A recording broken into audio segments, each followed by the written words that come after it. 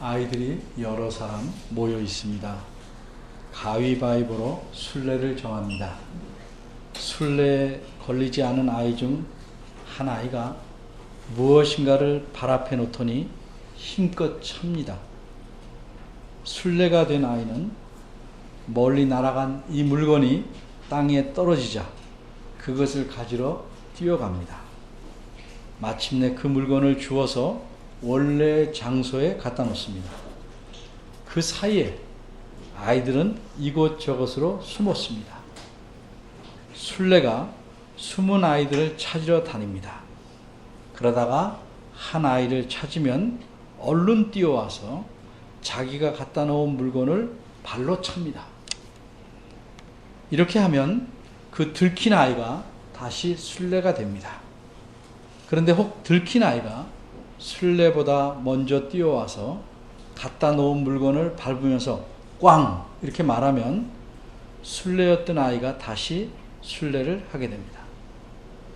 제가 어릴 때 자주 하던 놀이입니다. 듣기는 복잡한 것 같아도 해보면 간단합니다. 이 놀이의 이름이 무엇인지 아십니까? 여러분은 잘 아실 겁니다. 금방 주보를 보면 답을 알죠. 이것이 깡통차기입니다. 가운데 놓고 뻥 차버린 물건은 빈 깡통입니다. 저런 놀이가 다 있었나? 제가 어릴 때입니다. 그러니까 있었습니다. 다른 질문을 하겠습니다. 예수님을 믿는다는 것은 무슨 뜻일까요? 아직 예수님을 믿지 않는 분들이나 또 자신이 예수님을 믿는다고 생각하시는 분들은 진지하게 생각해 보시기 바랍니다. 예수님을 믿는다는 것은 무엇을 믿는다는 뜻일까? 예수님이 정말 계시다는 것을 믿는다는 뜻일까? 아니면 예수님이 죽었다고 살아나셨다는 걸 믿는다는 걸까? 도대체 예수님에 대해서 무엇을 믿는다는 말일까? 내가 믿고 싶은 대로 예수님을 믿는다면 이것이 과연 예수님을 믿는 것일까? 내가 믿고 싶은 대로 예수님을 믿는 것은 내 자유일 수는 있지만 구원을 받으려면 반드시 성경에서 믿으라고 말씀한 내용대로 예수님을 믿어야 합니다. 그럼 구원을 받으려면 예수님에 대해서 무엇을 믿어야 하는가? 이 질문에 대해서 요한복음의 기록자는 누구보다도 명확하게 대답하였습니다. 요한복음 20장 31절에서 이렇게 말합니다. 오직 이것, 즉 요한복음을 기록한 것은 너희로 예수님께서 하나님의 아들 그리스도이심을 믿게 하려 하며 또 너희로 믿고 그 이름을 힘입어 생명을 얻게 하려 함이니라. 이 말씀에서 우리가 분명하게 알 수 있는 사실은 무엇입니까? 예수님을 믿어서 생명, 영원한 생명, 즉 구원을 얻으려면 예수님에 대해서 두 가지 사실을 믿어야 한다는 점입니다. 하나는 예수님께서 하나님의 아들이시라는 것과 다른 하나는 예수님께서 그리스도시라는 것입니다. 오늘은 이 둘 중에 앞의 것만, 즉 예수님께서 하나님의 아들이시라는 사실에 대해서만, 그 사실을 믿는 것에 대해서만 말씀드리려고 합니다. 예수님께서 하나님의 아들이시라는 것은 무슨 뜻인가? 이 질문을 듣고 아마 이렇게 생각하는 분들도 있을 겁니다. 예수님이 하나님의 아들이시라면 뭐 그렇게 믿으면 되지. 그것이 무슨 뜻인지를 뭐 우리가 꼭 알아야 되는가? 그렇게 자세히 파는 것은 신학자나 목회자들이나 알면 되는 것이지. 우리 일반 성도들은 그저 믿으라는 대로 믿으면 되는 것이 아닐까? 얼핏 들으면 그럴듯하게 들리기도 하고 그렇게 말하면 청 믿겠지 않을까? 매우 믿음이 강한 것처럼 보이기도 합니다. 하지만 과연 그럴까요? 예를 들어보겠습니다. 옆집 아저씨가 갑자기 내게 말합니다. 작년에 1,000만 원 빌려간 것을 내일까지 꼭 갚아주시게. 근데 내가 아무리 생각해도 작년에 그렇게 많은 돈을 이분에게 꿨던 생각이 안 납니다. 이럴 때 여러분은 저라면 어떻게 하시겠습니까? 이 아저씨는 나를 속일 뿐이 아니니까 그저 1,000만 원 달래면 달랜대로 주고 2,000만 원 달래면 2,000만 원 달랜대로 줘야지. 이렇게 하시겠습니까? 아니면 정말로 내가 1,000만 원을 아저씨 말대로 빌렸는지 확인해 보시지 않겠습니까? 돈 1,000만 원도 그러할진데 영원한 생명을 얻기 위해 믿는 내용이 무엇인지 확인도 하지 않고 그저 믿어도 안전할까요? 이제 예수님께서 하나님의 아들이시다 하는 뜻에 대해서 생각해 보겠습니다. 이 뜻을 잘 알려면 이 표현의 의미를 예수님 당시의 사람들이 어떻게 이해했는지를 살펴봐야 합니다. 요한복음 5장 특별히 1절에서 18절을 쭉 보면 이런 사건이 나옵니다. 38년 동안이나 심한 병으로 고생하던 사람을 예수님께서 고쳐주셨습니다. 그런데 마침 이날은 안식일이었습니다. 유대인들은 안식일에는 아무 일도 하면 안 된다고 생각합니다. 근데 아무 일도 하면 안 되는 안식일에 병을 고쳐주셨으니 이렇게 하신 예수님을 비난합니다.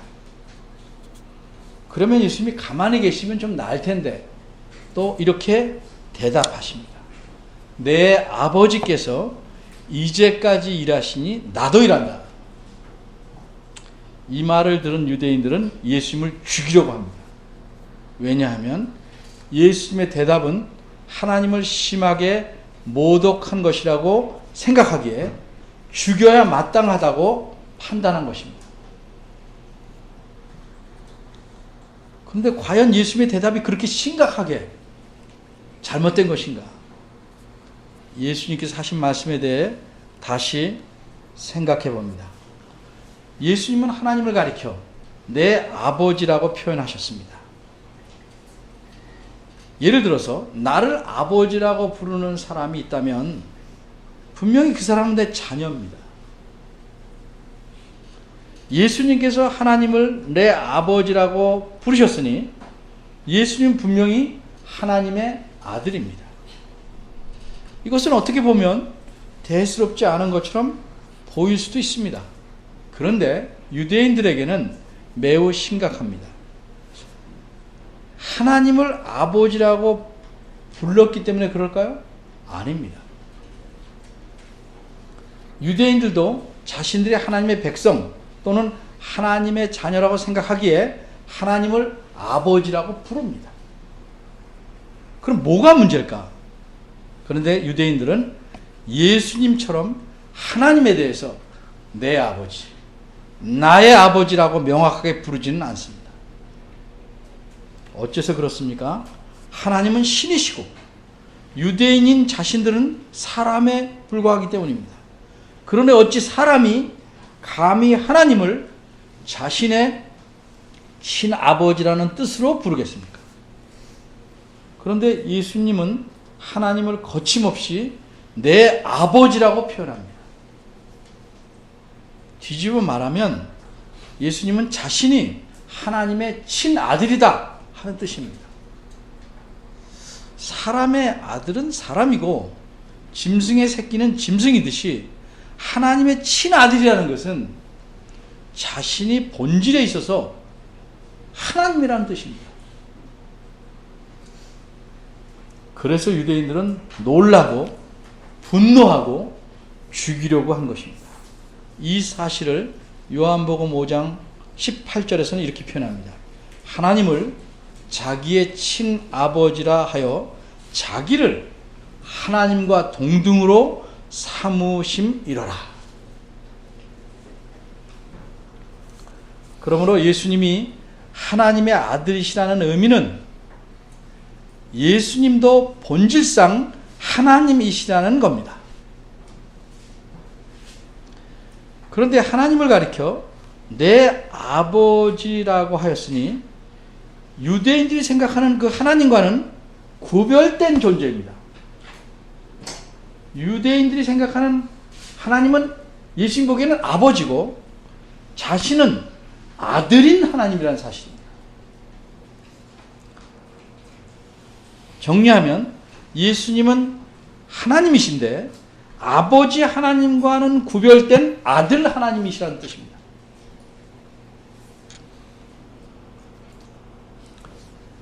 따라서 예수님을 하나님의 아들로 믿는다는 것은 이 두 가지 사실. 예수님은 하나님이시다. 그리고 일반적으로 말하는 아버지 하나님, 성부 하나님과는 구별된 하나님으로 믿는 것입니다. 이제 우리가 여기서 잘 짚어보아야 할 점은 정말 예수님이 본질상 하나님이신가 하는 점입니다. 그 당시 유대인들은 예수님을 직접 보고도 이분이 하나님이시라고 믿지 않았습니다. 그러면 예수님을 직접 보지도 못한 우리는 어떻게 예수님이 하나님이신 줄 짚어볼 수 있겠습니까? 그것은 성경 말씀을 통해서입니다. 다른 방법은 없습니다. 사실 성경에는 예수님이 본질에 있어서 하나님이라는 사실을 많이 증거해 주고 있습니다. 그런데 오늘은 우리 설교 본문인 요한복음 1장 1절과 2절에서만 중점적으로 살펴보려고 합니다. 예수님이 정말 본질상 하나님이시라는 것을 어떻게 알 수 있는가? 우선 가장 기본적인 방법은 예수님이 누가 만들거나 어디서 태어난 생겨난 분이 아니라는 사실을 드러내면 됩니다. 다시 말해서 예수님이 본질상 하나님이시라면 이 세상 만물처럼 이렇게 지음받은 피조물이 아니어야 합니다. 여러분이 다 아시는 바대로 이 세상의 모든 만물은 언제부터 존재하기 시작했습니까? 창세기 1장 1절을 보면 이렇게 말씀합니다. 태초에 하나님이 천지, 즉 하늘과 땅을 창조하시니라. 이 말씀은 하나님께서 하늘과 땅만 지으셨다는 뜻이 아닙니다. 그렇게 오해할까봐 창세기 2장 1절에는 이렇게 말씀합니다. 원어대로 풀이하면 하늘과 땅과 이것들 안에 있는 모든 만물이 다 이루어졌다. 하나님에 의해서 만들어졌다는 뜻입니다. 이처럼 하나님께서는 하늘과 땅과 그 안에 존재하는 만물을 창조하셨고, 그래서 우리가 몇 시 전에 이 시간 그리고 이렇게 거하는 공간을 비롯해서 만물이 존재하기 시작한 때를 가리켜 성경에서는 태초라고 말합니다. 이처럼 모든 만물이 생겨난 때가 태초니까 예수님이 지음받은 분이 아니라면 태초 이전에 이미 계셨어야 합니다. 태초 이후에 계시면 지음받은 겁니다. 근데 과연 예수님이 그럴까요?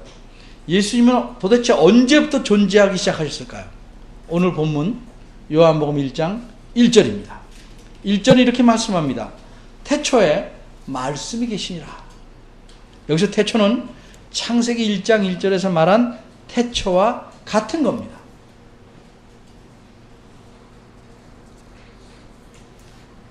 그런데 태초에 말씀이 계시니라는 표현을 어떻게 이해하십니까?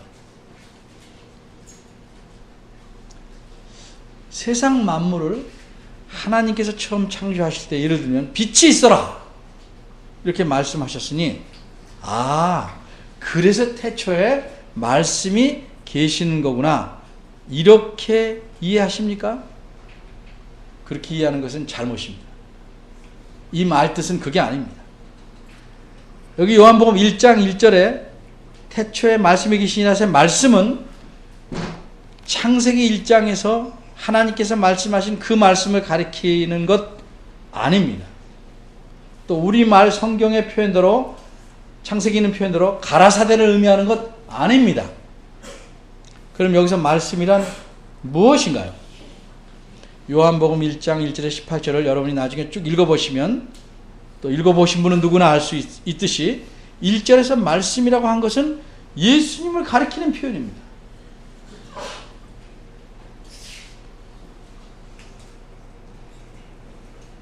예를 들어서 14절을 보면 말씀이 육신이 되어 우리 가운데 거하심에 이렇게 말합니다.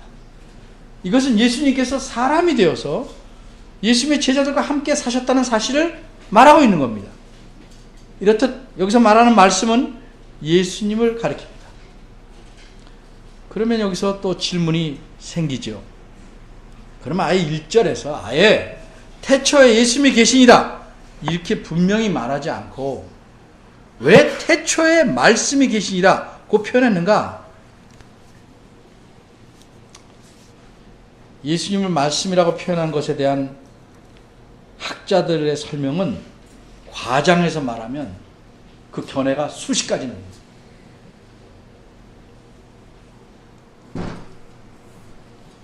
그런데 학자들 간에 널리 지지를 받고 있는 설명은 구약 성경에서 드러난 하나님의 특성을 한마디로 표현해주는 용어가 말씀이라는 겁니다. 그래서 그렇게 사용했다는 겁니다. 예를 들면 구약 성경에서 하나님은 어떻게 세상을 창조하셨습니까? 말씀. 어떻게 자신을 드러내셨습니까? 계시하셨습니까? 말씀. 아픈 자를 고치시고 죽은 자를 살리시고 어떻게 하셨습니까? 말씀으로.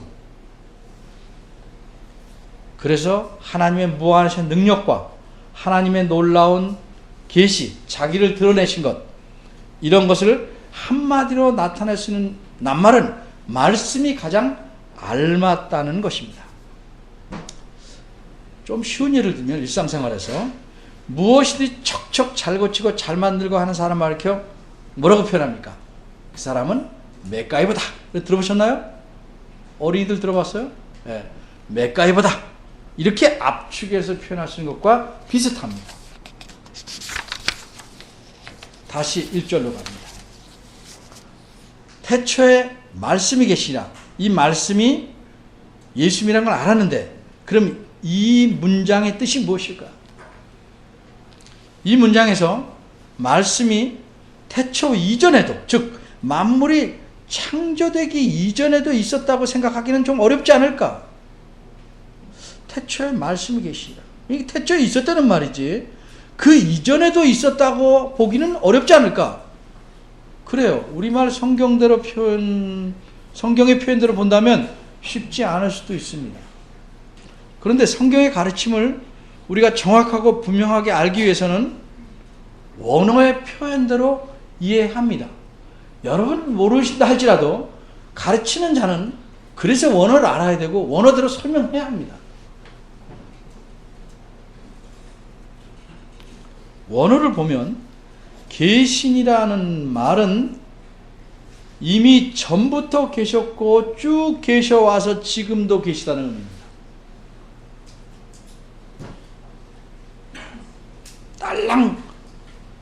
딸랑 N이라는 글자 하나인데 이 말에 그런 뜻이 담깁니다. 따라서 태초에 말씀이 계시라는 것은 태초 이전에도 이 말씀이 이미 계셨고 태초 때에도 여전히 계셨다는 의미입니다. 그러면 모든 만물은 물론이고 시간과 공간이 창조된 때를 태초라고 하는 것이니까 그 이전은 무엇이라고 말하는가? 그 이전은 영원이라고 표현한 겁니다. 그러니 태초에 계신 말씀이라는 것은 영원 전부터 계셔왔던 분입니다. 태초에 지음을 받은 피조물이 아니십니다. 그러기에 이 말씀은 지음 받은 것이 아니라 태어난 것이 아니고 영원 전부터 계셔온 분이라 이 말씀은 하나님이십니다. 영원 전부터 계신 하나님이십니다. 영원 전부터도 언제 시작이 있을 거냐? 그걸 영원이라고 그러는 게 아닙니다. 언제 시작이 있었다면 그게 태초입니다. 그래서 영원이라고 말할 때는 시작이 없는 겁니다.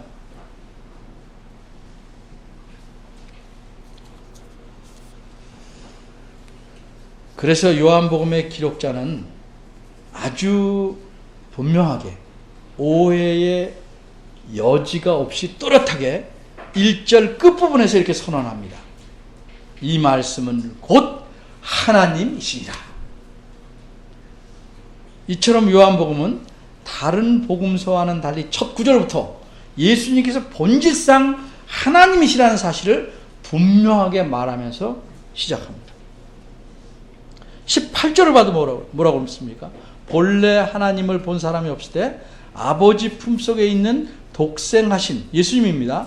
독생하신 하나님이 예수님과 이렇게 해서 독생하신 하나님이 나타내셨다. 그렇게 말씀합니다. 이제 한 가지 더 생각해 볼 점은 예수님이 본질상 하나님이시라면 유대인들이 말하는 하나님과는 어떻게 다른가?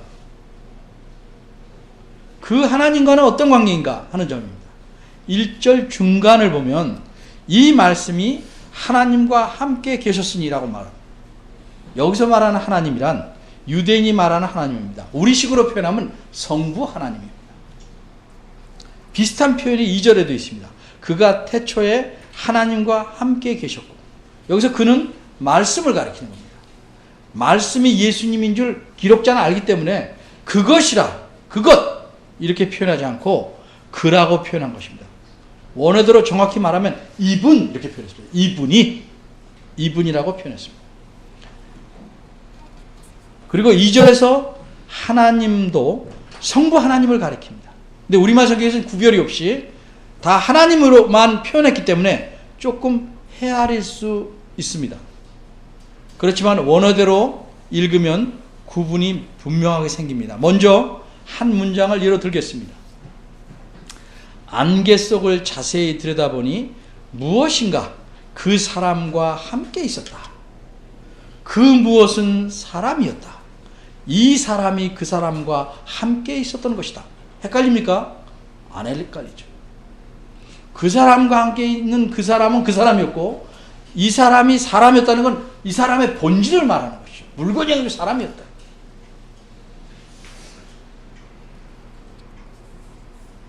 여기서 그 사람과 사람을 충분히 여러분이 구분하시겠죠. 이제 1절, 2절을 직역해 봅니다.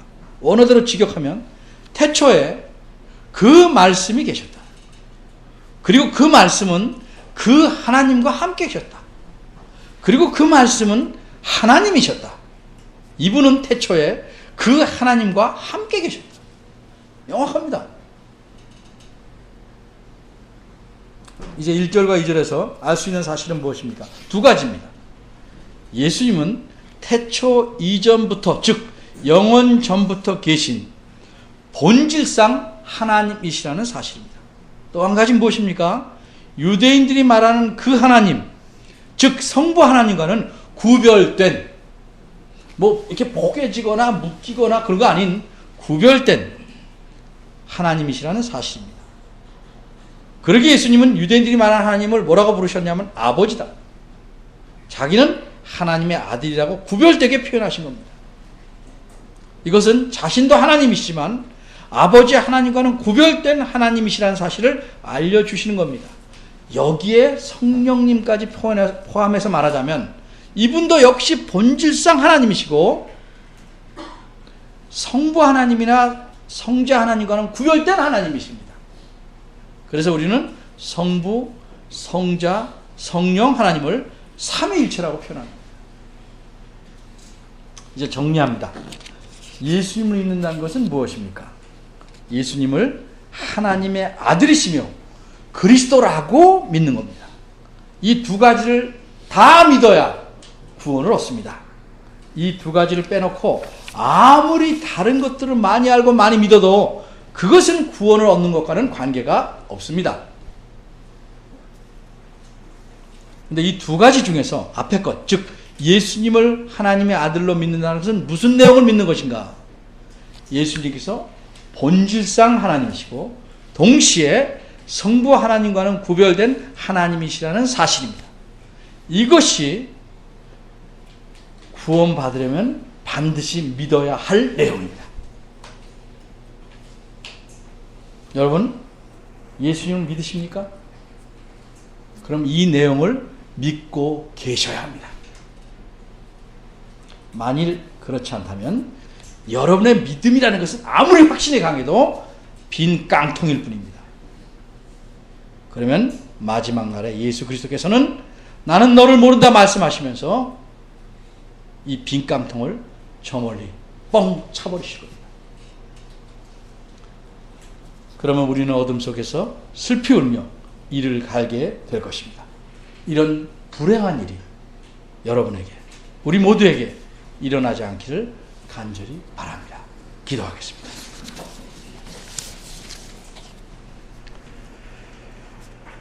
존귀하신 하나님, 하나님을 모르고 알 수 있는 능력조차 없는 인간들을 긍휼히 여기셔서 하나님의 독생자 예수 그리스도를 이 땅에 보내셔서 저희 대신 생명을 내놓게 하시고 저희로 하여금 이분이 하나님의 아들이시며 그리스도를 믿어 구원을 얻을 수 있는 길을 주셨습니다. 우리의 믿음이 그저 알맹이 없는 속빈